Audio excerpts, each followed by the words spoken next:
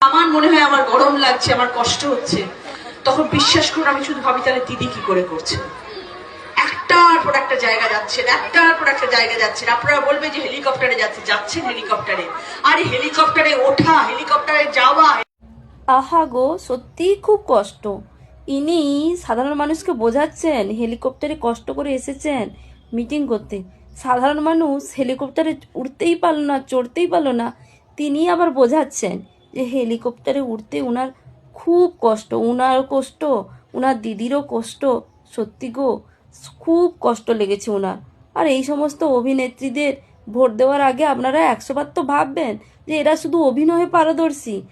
সিনেমাতেও অভিনয় করে, বাস্তবেও অভিনয় করে, কি করে অভিনয় করে ভোটটা নেওয়া যায়।